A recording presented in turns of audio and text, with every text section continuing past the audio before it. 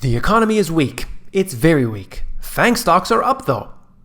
But since Main Street and Wall Street are completely disconnected, we need to look into different sources of information to be able to determine the direction of the economy. Are you ready? You came here for the truth, so let me unveil that for you. Today we're going to look at real, actual economic indicators, the stuff you won't get in the financial mainstream media, the stuff you're not going to hear on the other channels. It's here. That's why you're here. Let's get into it right away, beginning with this. You may have seen it in the news recently, and I didn't cover it then, but I want to cover it now. 52% of kids live in households getting means-tested government assistance. All right? We're looking at this, and I was shocked by the statistics, but it is directly out of the Census Bureau. The most recent data, as of 2016, I'm sure it's actually gotten worse. But take a look at this. You have 73 million people in the United States that are under 18. All right? 38 million of them, or 52%, resided in households in which one or more persons receive benefits from a means-tested government program. Think about what that means.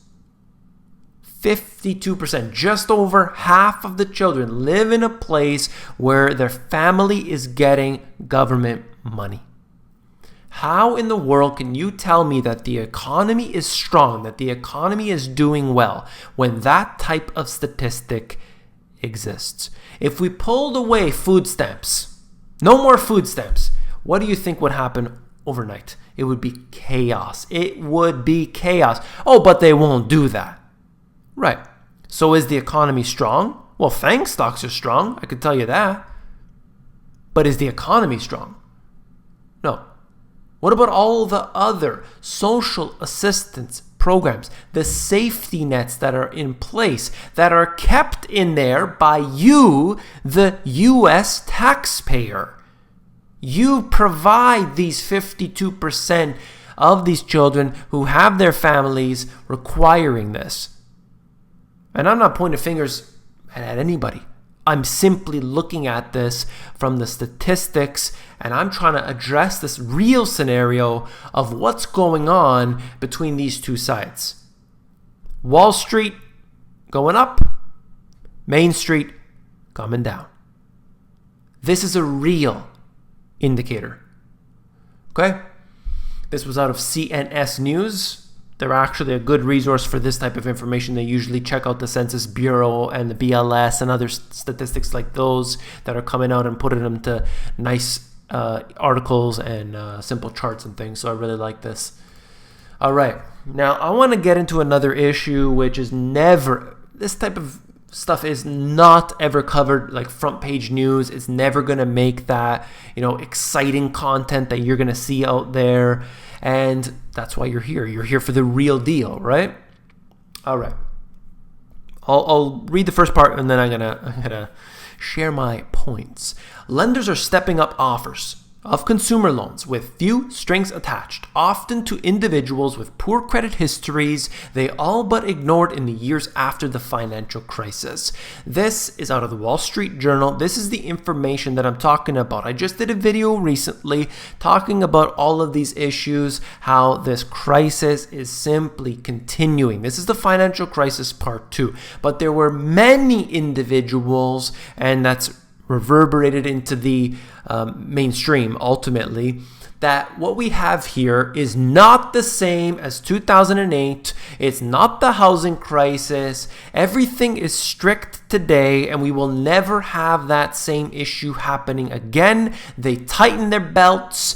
They made everything really restrictive, and we are not encountering the same crisis. Well, I've got a news flash for you. Reality is about to smack you upside the head. The offers promise a way to help pay down other debts or fund home renovations or vacations, fueling concerns that customers could overextend themselves. Take control of your finances, says one mass mailing. Your dream can come true. Okay, so we got the big boys, American Express, Goldman Sachs Lending Club, and Social Finance.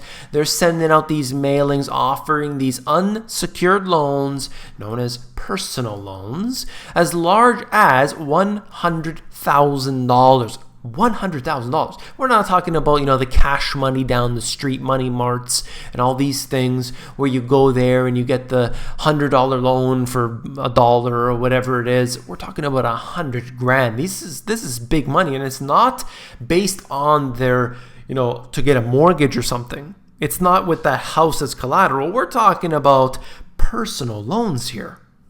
They sent out 1.26 billion of these to individuals.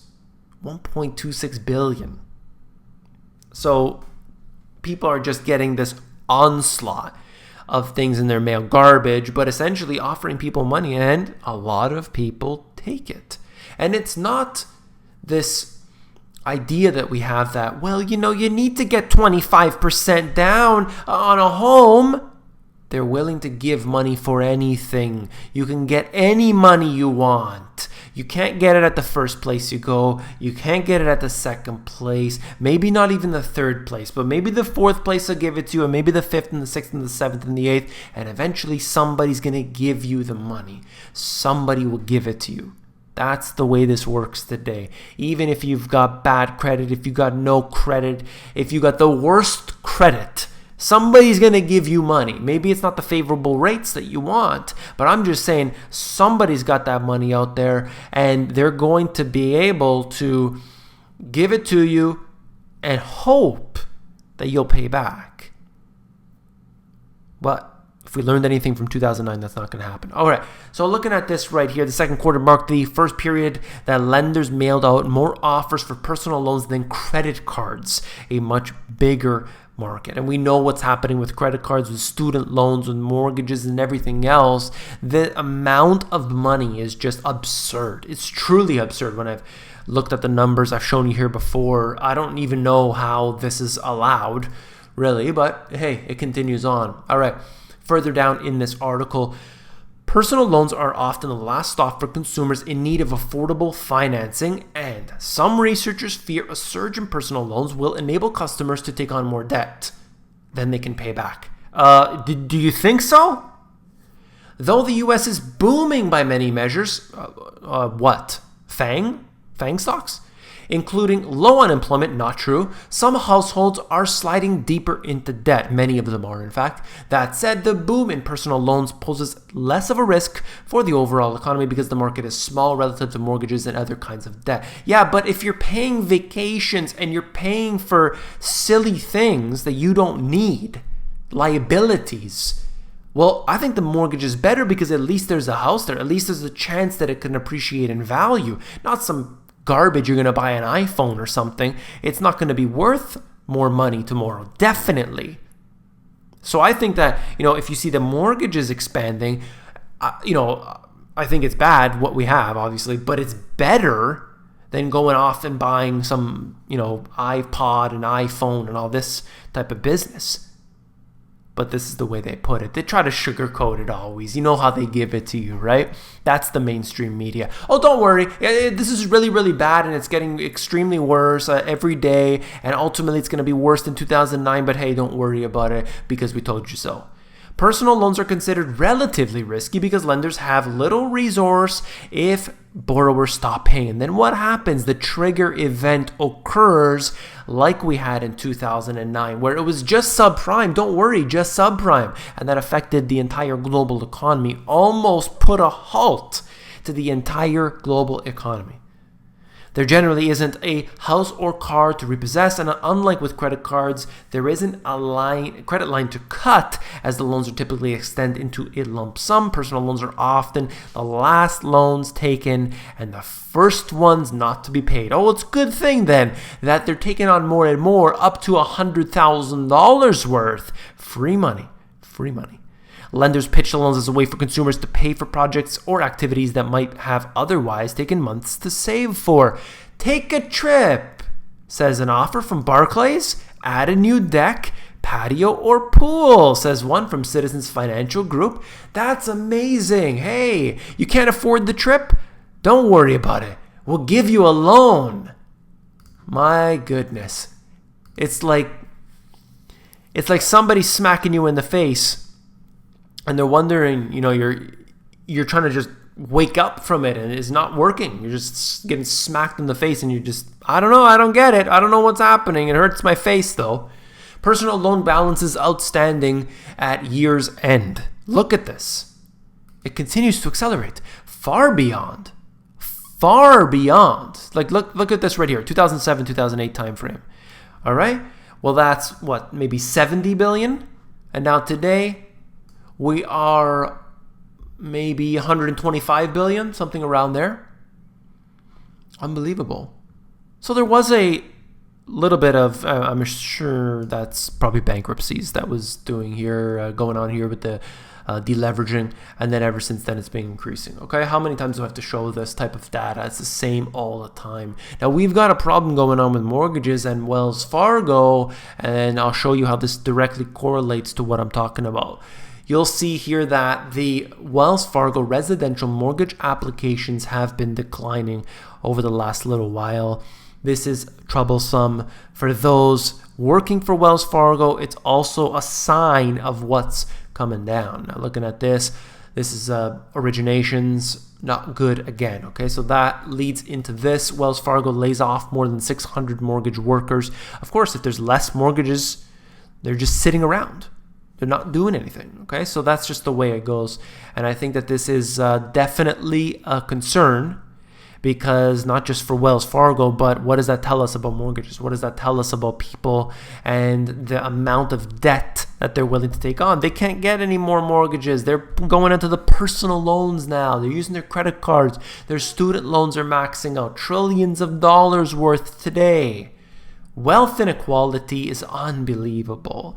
The average person, this is where they are. They're using bad debt. They're using personal loans. They're using all of this for wasteful things, for liabilities, and the rich, they're getting rich. Oh, no. I'm not talking about the 7 shares of Amazon, all right? You got your 7 shares. You are not part of the 1%. Maybe you are globally. I don't know. Are you part of the 1%? Why are you watching this? You can go and sip champagne, but you got your 7 shares, and maybe that's going to help you ride to the 1%. We'll see about that. All right. And 2 quick things: credit card charge-off rates, smaller banks versus the top 100 banks. We're seeing that right now. Smaller banks, real problem right now, because we're going back into financial crisis territory, crossing that same line, 7.8%. That's how it could start, from the small banks. Doesn't necessarily need to be at the big boys, right? Credit card delinquency rates for the smaller banks also has gone far beyond where we saw in the financial crisis time frame. All right, so we're looking at that with the smaller banks because they're willing to give them the money. Maybe the big boys won't, smaller banks will. Maybe there's higher rates, but hey, when you need the money, you got to do what you got to do. So that's all for this video. If you found it informative, please give me a thumbs up. When you give me a thumbs up, it helps to support the channel. So I do appreciate that very much. I'm going crazy today. If you want the financial education you were not taught in schools, these 2 books have it all. You will learn everything you need to know from A to Z, from 1 to 3, and I guess 4, 5, and 6, and 7, 8, 9, 10. You're going to learn it all. Check it out. Link is in the description of the video. If you're more interested in the audiobook version, you can get that at themoneygps.com.